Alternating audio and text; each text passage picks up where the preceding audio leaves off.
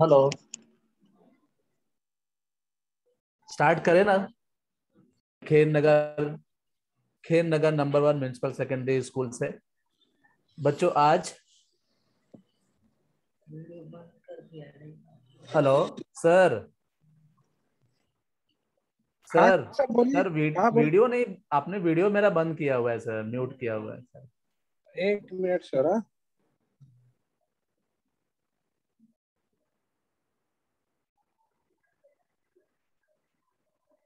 Start करूं sir? हाँ sir start कीजिए। Okay. So sorry for interruption बच्चों। जैसा मैंने भी आप लोग को बताया कि मैं राम सर, खेर नगर म्युनिसिपल सेकेंडरी स्कूल से। आज बच्चों हम लोग standard 9th, subject geometry, topic triangle, जिसको आप हिंदी में त्रिभुज कहते हैं, सब टॉपिक कॉन्ग्रुएंसी ऑफ ट्राइंगल अर्थात त्रिभुजों की समरूपता के बारे में हम लोग स्टडी करने वाले हैं। हालांकि बच्चों आप सभी लोगों ने पिछली कक्षा मतलब 8th स्टैंडर्ड में, इवन लास्ट लेक्चर में भी आप लोगों ने त्रिभुजों की सर्वांग समता के बारे में पढ़ा था। और ये आपने पढ़ा था कि दो त्रिभुज सर्वांग तभी हो सकते हैं जब दोनों त्रिभुजों के 3 संगत घटक सर्वांग हो। ओके, तब दोनों त्रिभुज सर्वांग हो जाएंगे। और बाकी जो त्रिभुजों के 3 संगत घटक बचते हैं, जब त्रिभुज सर्वांग हो जाएगा तो वो भी सर्वांग हो जाएंगे। कोण रहेगा तो, ओके, कोण रहेगा तो हम उसका कारण लिखते हैं कि सर्वांग त्रिभुजों के संगत कोण, और भुजा रहेगा तो सर्वांग त्रिभुजों की संगत भुजाएं। ये हमने देखा। और 4 कसौटियां भी आपने देखा बच्चों। ओके, और 4 कसौटियां क्या क्या थी आपको बताया गया है। को भू को मतलब कोण भुजा कोण कसौटी। दूसरी कसौटी बच्चों आपको बताई गई थी भू को भू कसौटी मतलब भुजा कोण भुजा कसौटी। तीसरी कसौटी थी बच्चों भुजा भुजा भुजा कसौटी, जिसको हम शॉर्टकट में भू भू भू कसौटी कहते हैं। और आखिरी जो चौथा था बच्चों वो है कर्ण भुजा कसौटी। तो ये 4 कसौटियां आपको पिछले कक्षा में हम लोगों ने पिछले लेक्चर में आपको सिखाया है। ओके, तो आज बच्चों हम लोग आगे कंटिन्यू करेंगे। 3.2 एक्सरसाइज जो है आपका पेज नंबर टेक्स्ट बुक में पेज नंबर 31 पे 3.2 है, जिसमें पहला सवाल, और उस पहले सवाल में टोटल 4 सवाल थे, पिछले लेक्चर में खत्म हो गए थे, आपको सिखा दिया गया था। अब हम लोग सेम एक्सरसाइज 3.2 के दूसरे सवाल की तरफ बढ़ेंगे बच्चों। ओके, जो पेज नंबर 32 पे है। आप सभी लोग अपने टेक्स्ट बुक को खोलते रहें, जैसा मैं आपको निर्देश देता हूं पेज नंबर के अनुसार। अब आप दूसरा सवाल देखेंगे पेज नंबर 32। तो ऊपर लिखा हुआ एकदम टॉप पे है कि नीचे गए दिए गए त्रिभुजों की जो जोड़ियां दर्शाई गई हैं और उसकी दी गई जानकारियों को हमें निरीक्षण करना है, और ये त्रिभुज किस कसौटी के आधार पर सर्वांगसम है।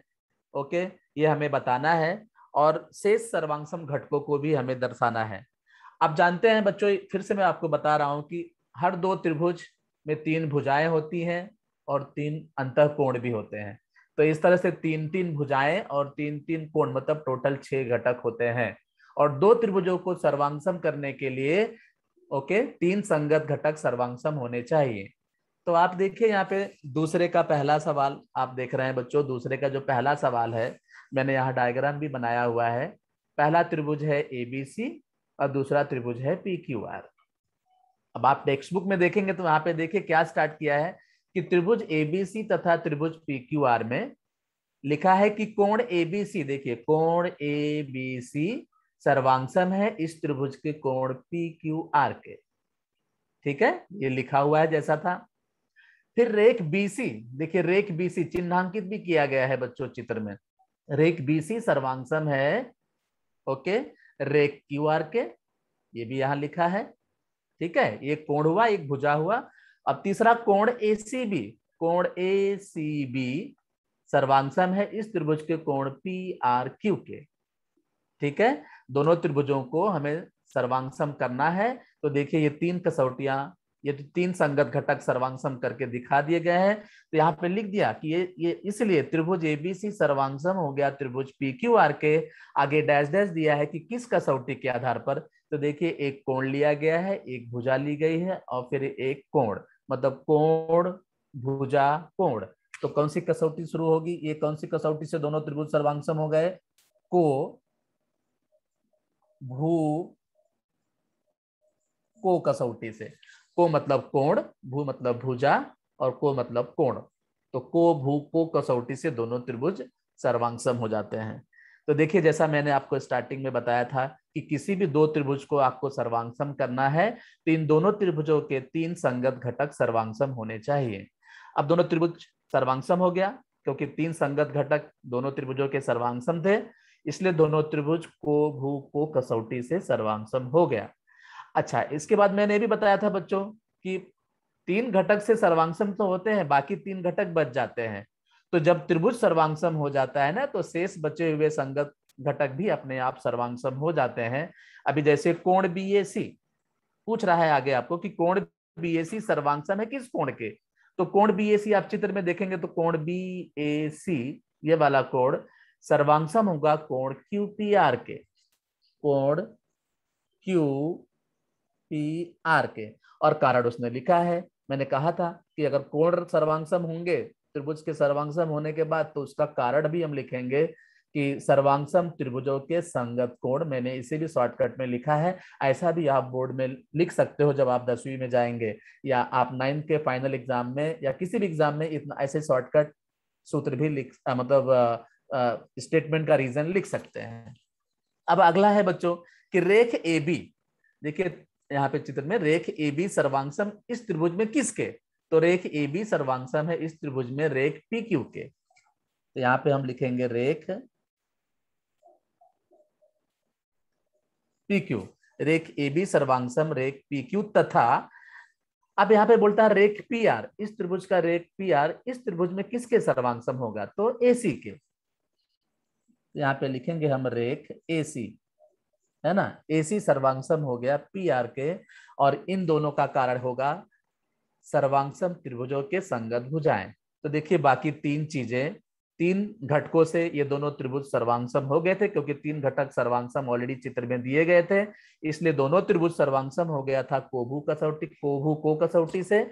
और जब त्रिभुज सर्वांगसम हो गया तो उसके बाकी तीन घटक भी अपने आप सर्वांगसम हो गए।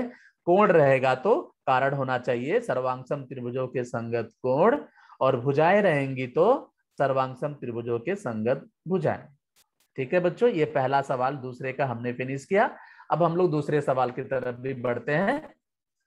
ओके, सेकंड का ही दूसरा सवाल है, और ये भी देखिए चित्र भी बनाया है, और कुछ बातें जो लिखी है टेक्स्ट बुक में वही मैंने व्हाइट बोर्ड पे भी लिख दी है, और कुछ बातें पूछी है उसका हम लोग जवाब देंगे।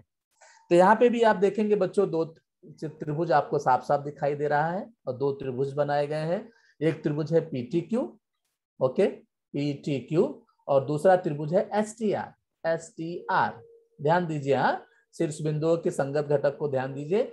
अब इसमें क्या लिखा है कि रेख पीटी, रेख पीटी देखिए चित्र में चिन्हांकित भी किया गया है बच्चों, इसलिए हमें खाली यहाँ पे कसौटी ही बतानी है दोनों त्रिभुजों के सर्वांगसमता की। तो देखिए पीटी सर्वांगसम है रेख एस टी के, ओके, और इसके बाद में कोण पीटी क्यू, कोण पीटी क्यू सर्वांगसम है कोण एस टी आर के। तो इसको शीर्षाभिमुख कोण होता है, आप जानते हैं ऐसे एक्स टाइप या डमरू टाइप का जब कोण बनता है तो उसको हम शीर्षाभिमुख कोण कहते हैं, और वो भी ऑलरेडी आपकी किताब में लिखा हुआ है। इसके बाद में तीसरा कसौटी बच्चों की रेख, तीसरा जो घटक है रेख टी क्यू, रेख टी क्यू सर्वांगसम है रेख टी आर के, ओके। देखिए दोनों त्रिभुजों के तीन संगत घटक सर्वांगसम हो गए, इसलिए दोनों त्रिभुज सर्वांगसम हो गया बच्चों। त्रिभुज पीटी क्यू सर्वांगसम हो गया त्रिभुज एस टी आर के। तो कौन सी कसौटी? देखिए यहाँ पे भुजाएं हैं, भुजा सर्वांगसम है, फिर कोण है, फिर भुजा सर्वांगसम, मतलब भुजा कोण भुजा, अर्थात भू को भू। यहाँ पे कसौटी होगी आपकी भू को भू कसौटी से। तो देखिए भू को भू कसौटी से दोनों त्रिभुज यहाँ पे सर्वांगसम हो जाते हैं। तो तीन घटकों से दोनों त्रिभुज, तीन घटकों के सर्वांगसम होने से दोनों त्रिभुज सर्वांगसम हो गए।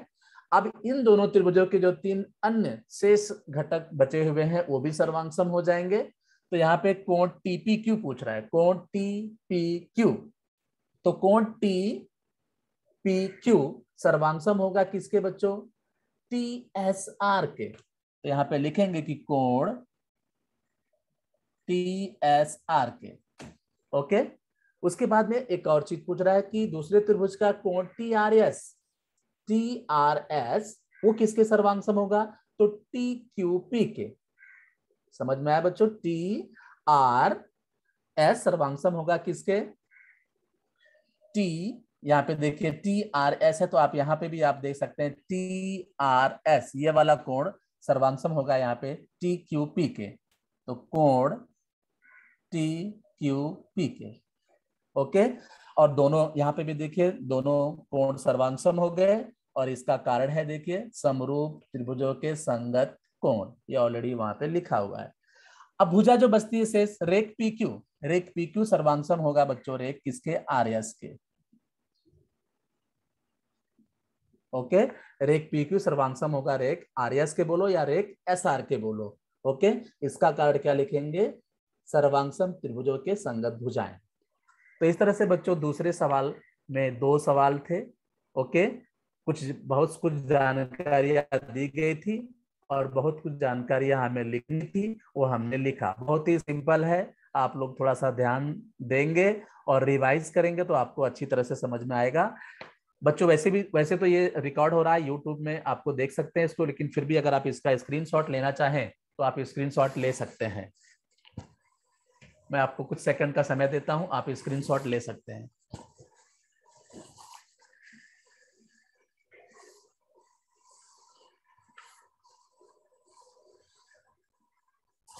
ओके, अब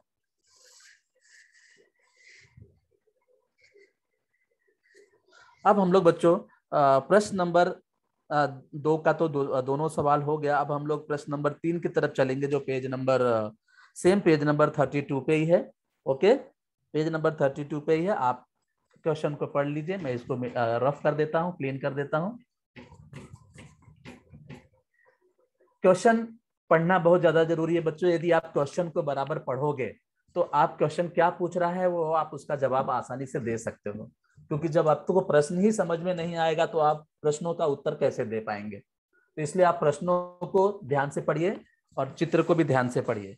मैं चित्र यहाँ पे आपके सामने बनाने जा रहा हूं। ओके, बहुत ही सिंपल है ये भी।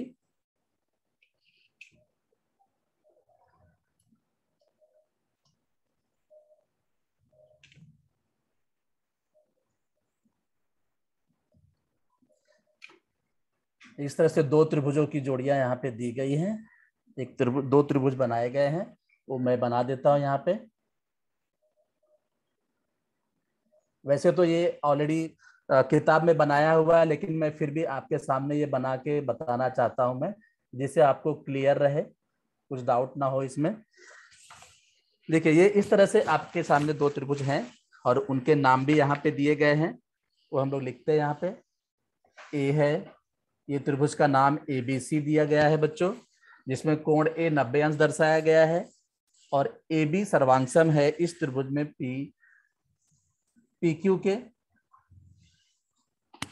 ठीक है, उसके बाद में यहाँ पे BC देखिए, ये सर्वांग दिया है PR के, और दोनों त्रिभुजों में देखिए कोण A यहाँ पे 90 अंश है और यहाँ पे कोण Q 90 अंश है।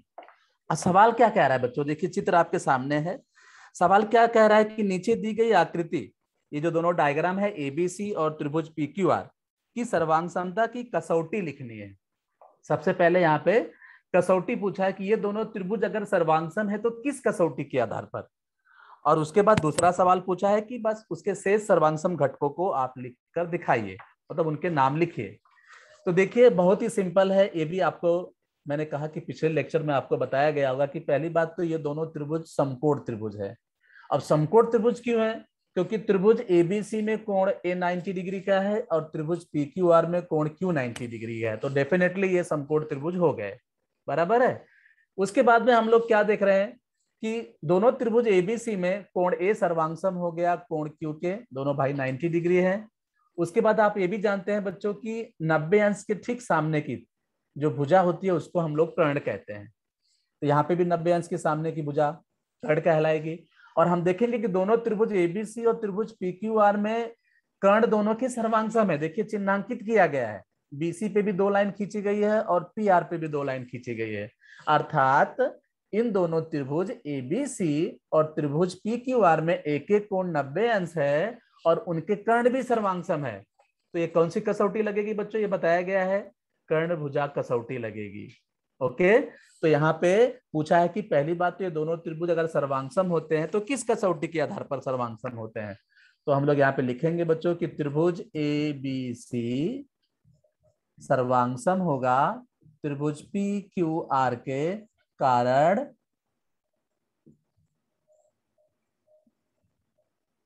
कर्ण भुजा कसौटी से।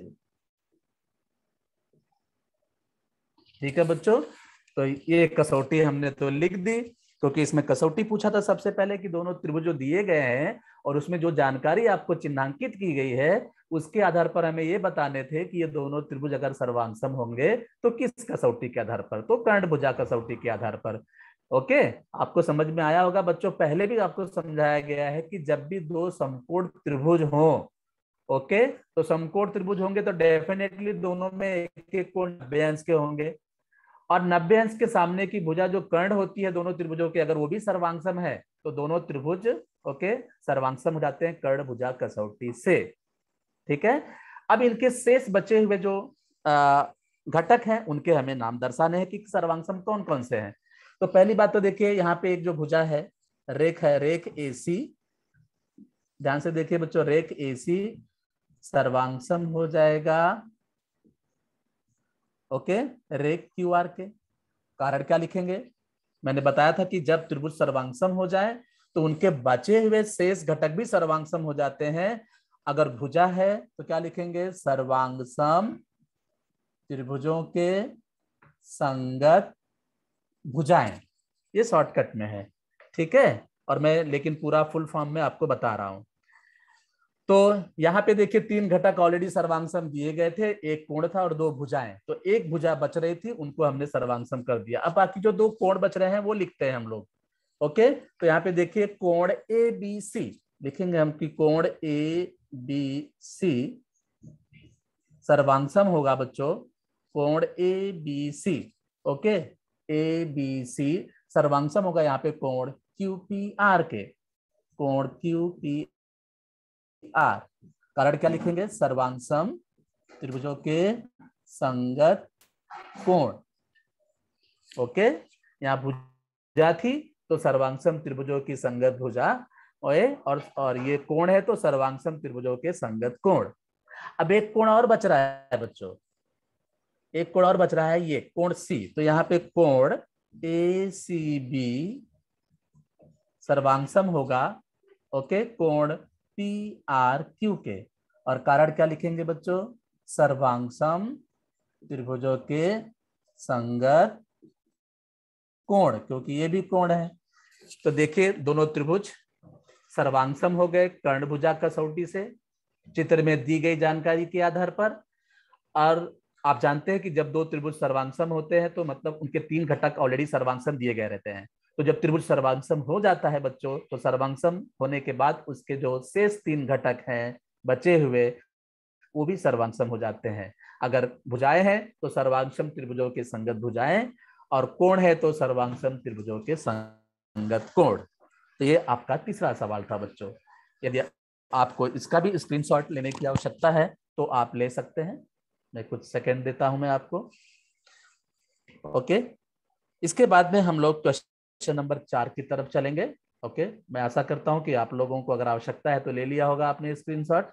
अब क्वेश्चन नंबर 4 की तरफ चलते हैं बच्चों।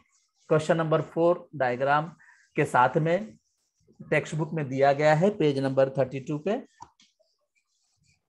ओके, मैं इसका भी डायग्राम आपको बना देता हूं, बना के तब समझाता हूं मैं।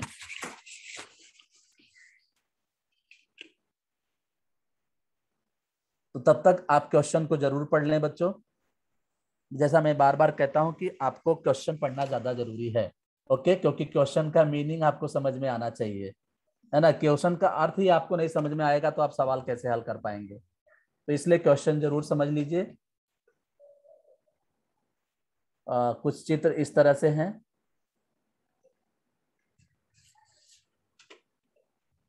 चित्र बना के आपको समझाना चाहता हूं मैं। ऑलरेडी ये टेक्स्ट बुक में बनाया हुआ है। तो इस तरह से देखिए, दो यहाँ पे त्रिभुज बनाए गए हैं। यहाँ पे मैंने बना दिया। ये आपका चौथा सवाल है बच्चों। और यहाँ पे त्रिभुजों के नाम क्या दिए हैं, देखिए ये एल एम और यहाँ पे एन है, ओके, और यहाँ पे पी है। अब इन दो चित्रों में देखिए क्या जानकारी हमें दी गई है। यहाँ पे हमें क्या लिखा है कि त्रिभुज एल एम एन में देखिए भुजा एल एम, ओके, सर्वांशम दिया है त्रिभुज पी एन एम के पी एन के, देखिए चिन्हांकित किया गया है चित्र में।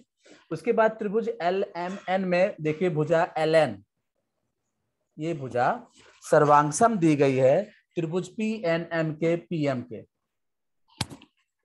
ओके बच्चों, तो यहाँ पे साफ साफ चित्र में दोनों त्रिभुजों के दो संगत घटक सर्वांशम आपको दिखाई दे रहे हैं। ओके, और तीसरा अगर आप देखेंगे बच्चों, क्योंकि दो त्रिभुजों को सर्वांशम करना है तो तीन संगत घटक जो है वो सर्वांशम होने चाहिए। तो त्रिभुज एल एम एन और त्रिभुज पी एन एम, ओके बच्चों, इसमें जानकारी दी गई है कि एल एम बराबर है पी एन के और एल एन बराबर है पी एम के। तो यहाँ पे बच्चों दोनों त्रिभुजों के सर्वांगसमता की कसौटी बतानी है, और सर्वांगसमता की कसौटी बताने के बाद इसके जो शेष संगत घटक बचते हैं उसको सर्वांशम करके उनके नाम लिखने हैं। तो सेम जैसा पिछला सवाल था तीसरा वाला, ये भी वैसा ही है। तो यहाँ पे अब हम लोग देखेंगे कि बच्चों की जो त्रिभुज एल एम एन है, एल एम एन और त्रिभुज पी एन एम, ओके, ये दोनों में कौन से तीन संगत घटक सर्वांशम है, तो हमें पता चल जाएगा कि ये किस कसौटी के आधार पर सर्वांशम है। ओके, तो देखिए यहाँ पे त्रिभुज एल एम एन में एल एम सर्वांशम दिया गया है पी एन के, त्रिभुज पी एन एम में, ओके, एक भुजा हो गई, एक एक भुजा सर्वांशम हो गई। अब त्रिभुज एल एम एन में एल एन सर्वांशम दिया गया है त्रिभुज पी एन एम के पी एम के, दो हो गए, दो दो घटक सर्वांशम। और तीसरा आप देखेंगे बच्चों कि त्रिभुज एल एम एन में भी एम एन आ रहा है और त्रिभुज पी एन एम में भी एम एन आ रहा है, अर्थात ये जो एम एन है ये दोनों में कॉमन है, दोनों त्रिभुजों में सामान्य भुजा है, अर्थात ये दोनों जो त्रिभुज है, ओके, ये जो दोनों त्रिभुज है बच्चों, त्रिभुज एल एम एन सर्वांशम हो जाएंगे, ओके बच्चों, त्रिभुज पी एन एम के, कारण भुजा भुजा भुजा कसौटी से। ओके बच्चों, तो दोनों त्रिभुज ओके सर्वांशम हो गए भू भू भू मतलब भुजा भुजा भुजा कसौटी से। ओके, मुझे नहीं लगता कि कोई डाउट आपको इसमें होना चाहिए। दोनों त्रिभुजों में दो दो संगत घटक मतलब संगत भुजाएं सर्वांशम दी गई है, चिन्हांकित किए गए हैं, और जो तीसरा घटक है वो भी भुजा ही है, वो सामान्य भुजा है, कॉमन है, कॉमन साइड है। ओके, तो इसलिए दोनों त्रिभुज सर्वांशम हो गए भू भू भू मतलब भुजा भुजा भुजा कसौटी से। ओके, अब दोनों त्रिभुज सर्वांशम हो गए भू भू भू कसौटी से, मतलब इन दोनों त्रिभुजों के तीनों संगत भुजाएं सर्वांशम थी, इसलिए दोनों त्रिभुज सर्वांशम हो गया भू भू भू कसौटी से। ओके, तो बचता क्या है इन दोनों त्रिभुजों के, तीनों संगत कोण बचते हैं, तो तीनों संगत कोण भी सर्वांशम हो जाएंगे, है ना, तीनों संगत कोण भी सर्वांशम हो जाएंगे, क्योंकि जब दोनों त्रिभुज सर्वांशम हो गया तो इनके संगत कोण भी सर्वांशम हो जाएंगे। तो कोण एल एम एन, देखिए त्रिभुज एल एम एन में कोण एल एम एन, कोण एल एम एन सर्वांशम होगा बच्चों, ओके, त्रिभुज पी एन एम में कोण पी एन एम के, पी एन एम के, ओके, कोण है इसलिए सर्वांशम त्रिभुजों के संगत कोण, ठीक है, एक कोण हो गया। अब दूसरा कोण, कोण एम एन एल, कोण एम एन एल, ओके, कोण यम यम एन एल सर्वांशम होगा बच्चों कोण, okay, N M, okay, P K, देखिए मैंने क्या लिखा, कोण एम एन एल सर्वांशम होगा किसके, कोण एन एम पी के, तो कोण एन एम पी के, और इसका भी कारण क्या होगा, सर्वांग त्रिभुजों के संगत कोण। ओके, एक और कोण बच रहा है। एक और कौन सा कोण बच रहा है बच्चों, यहां हमने कोणियम सर्वांगसम किया कोणियन के। ओके, और कोणियन सर्वांगसम किया हमने यहाँ पे, देख लीजिए। और तीसरा कोण क्या बचता है यहाँ पे, कोणियम यल एन सर्वांगसम होगा बच्चों कोण। ओके, यहाँ पे एन पी एम के, और इसका भी क्या कारण होगा बच्चों, सर्वांगसम त्रिभुजों के संगत कोण। तो इस तरह से आपने देखा बच्चों कि अगर दो त्रिभुज ओके सर्वांगसम हो जाते हैं, ओके, तो उनके संगत जो घटक बचते हैं शेष, वो भी सर्वांगसम हो जाते हैं। तो बच्चों इसका भी यदि आप स्क्रीनशॉट लेना चाहें तो ले सकते हैं। ओके, तो ये था हमारा चौथा सवाल। इसके बाद बच्चों हम लोग पांचवें प्रश्न की तरफ बढ़ेंगे, क्वेश्चन नंबर 5। ओके, मैं इसको क्लीन करता हूं। Question number 5 okay, same page number पे है क्वेश्चन नंबर 5। ओके, चित्र भी ऑलरेडी बनाया हुआ है क्वेश्चन नंबर 5 का। ठीक है, मैं भी बना देता हूं चित्र।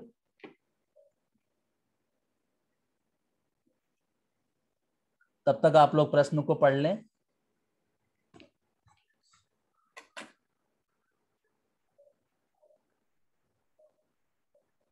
कुछ इस तरह से बनाया गया है दोनों त्रिभुज।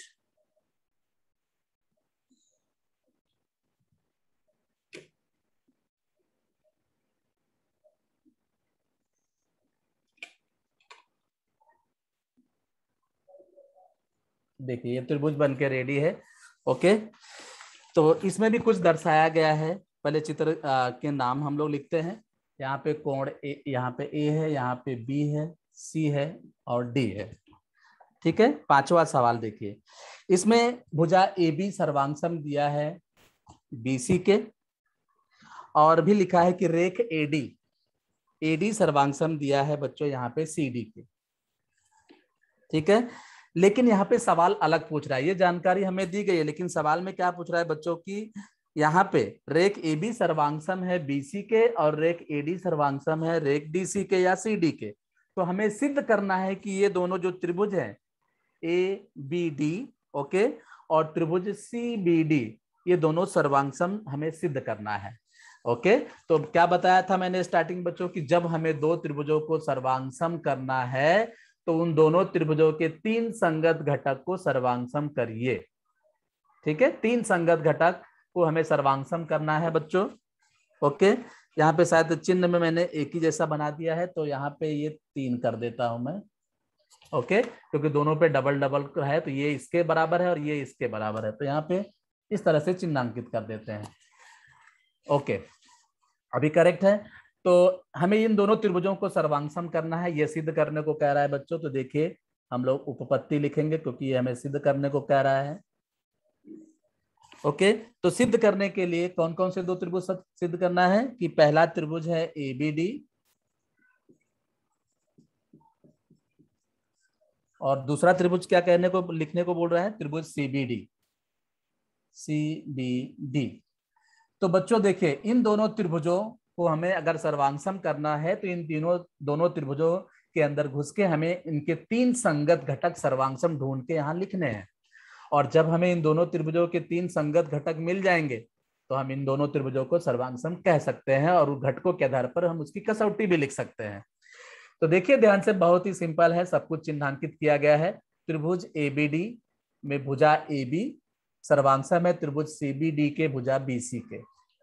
ठीक है, और त्रिभुज एबीडी की भुजा एडी सर्वांगसम है त्रिभुज सीबीडी के भुजा सीडी के। तो दो तो साफ साफ दिखाई दे रही है क्योंकि चिन्हांकित किया गया है। और तीसरा भी आपको साफ दिखाई दे रहा है बच्चों, त्रिभुज एबीडी में भुजा बीडी आ रही है और त्रिभुज सीबीडी में भी यही सेम भुजा बीडी आ रही है। अर्थात जो भुजा बीडी है, रेख बीडी एक कॉमन साइड है, ये सामान्य भुजा है।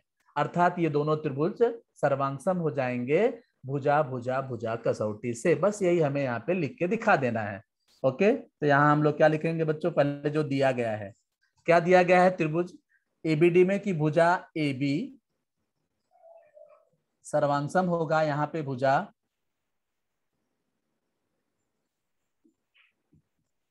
CB के या भुजा BC के। ओके, और ये तो ऑलरेडी चित्र में दिया गया है, तो हम इसको दत्त भी लिख सकते हैं, दिया गया है मतलब दत्त है। ओके, क्योंकि उपपत्ति में बच्चों प्रत्येक स्टेटमेंट के लिए कारण होना चाहिए। ओके, अब दूसरा, एक घटक सर्वांगसम हो गया, दूसरा भुजा AD सर्वांगसम होगा बच्चों भुजा DC के, ये भी चिन्हांकित किया गया है, ये भी दिया गया है, इसलिए दत्त लिख दिया हमने। ठीक है, अब तीसरा जो बच्चों बच रहा है, देखिए दोनों त्रिभुज ABD और CBD में कॉमन साइड है। ओके, सामान्य भुजा है, यहाँ पे हम लोग लिखेंगे कि भुजा BD सर्वांगसम है भुजा BD के, कारण लिखेंगे सामान्य भुजा। देखिए बच्चों, दोनों त्रिभुजों को हमें सर्वांगसम करने थे, तो तीन संगत घटक सर्वांगसम हो गए, तो यहाँ पे लिखेंगे इसलिए त्रिभुज ABD सर्वांगसम हो जाता है।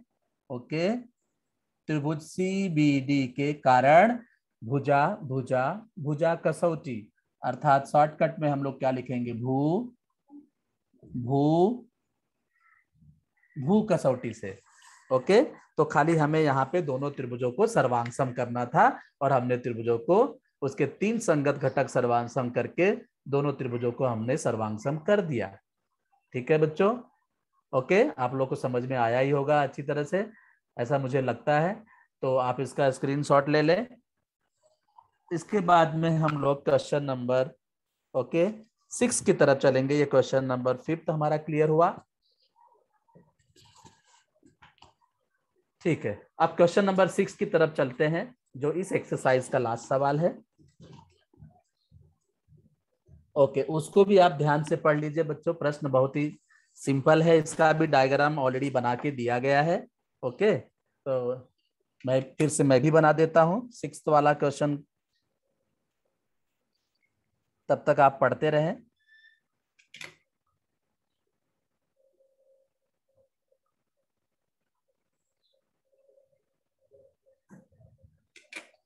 देखिए इस तरह से इसका चित्र यहाँ पे बनाया गया है, और मैं भी चित्र बना के आपको समझाने की कोशिश करना चाहता हूं मैं, कि आपको अच्छी तरह से समझ में आए। ओके, तो यहाँ पे नाम भी हम लिख देते हैं, यहाँ पे Q लिखा हुआ है, S है, P है। ओके, इसके बाद यहाँ T है, और यहाँ पे है R। तो इस तरह से यहाँ पे बच्चों देखिए क्या लिखा हुआ है, यहाँ पे भी हमें कुछ दिया है कि कोण P सर्वांगसम है कोण R के। देखिए ये कोण P सर्वांगसम है कोण R के, ऑलरेडी दिया गया है। और भी कुछ दिया है कि रेख PQ, ये जो भुजा है रेख PQ, ओके, ये सर्वांगसम है रेख QR के। तो हमें क्या सिद्ध करना है कि त्रिभुज PQT, देखिए उपपत्ति, हमें यहाँ क्या सिद्ध करना है बच्चों कि त्रिभुज PQT, ओके, सर्वांगसम होना चाहिए त्रिभुज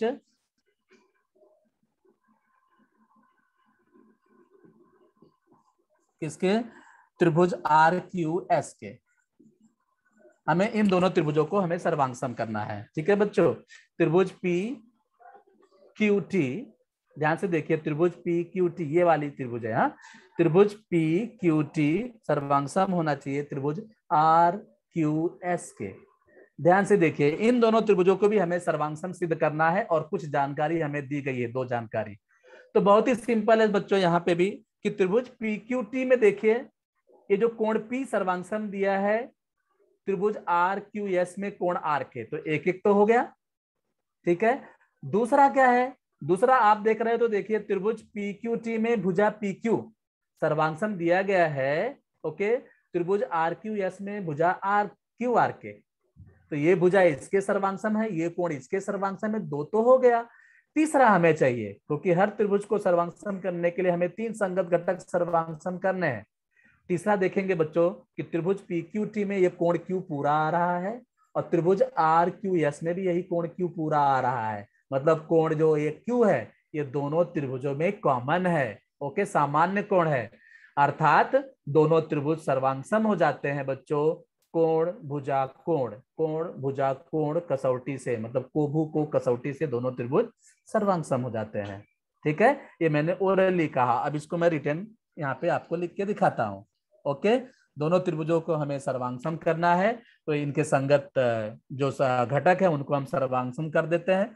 तो त्रिभुज पी क्यू टी का ये जो कोण पी है, तो इसका नाम हम लिखेंगे कोण क्यू पी टी, सर्वांग होगा कोण आर और क्यू आर एस के, और ये भी ऑलरेडी आपको दिया गया है। ओके, दूसरा रेख, ये जो भुजा है रेख पी क्यू, आप रेख भी लिख सकते हैं या भुजा भी लिख सकते हैं। तो रेख पी क्यू सर्वांग होगा रेख क्यू आर के बच्चों, ये भी दिया गया है ना। अब तीसरा क्या बताया मैंने कि कोण क्यू सर्वांग है कोण क्यू के।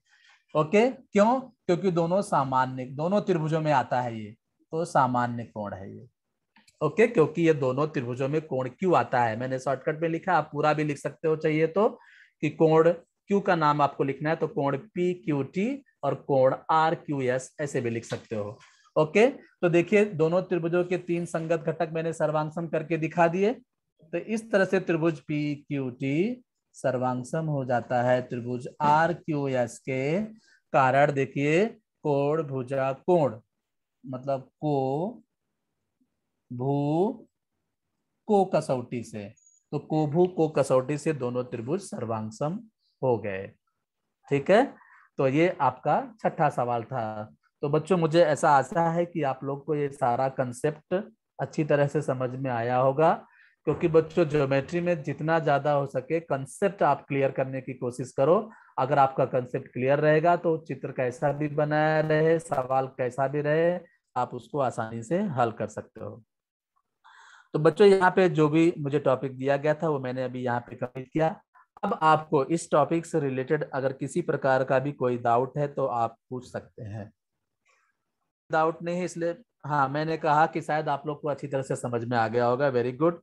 लेकिन बच्चों मुझे आप लोगों से ये निवेदन करना है कि बच्चों जो कुछ भी आपको सिखाया जाता है उसको आप बार बार रिवाइज करिए, क्योंकि जब आप रिवाइज करेंगे तभी आप मैथ में परफेक्ट बनेंगे।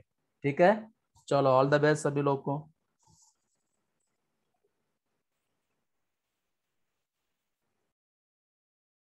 Thank you sir.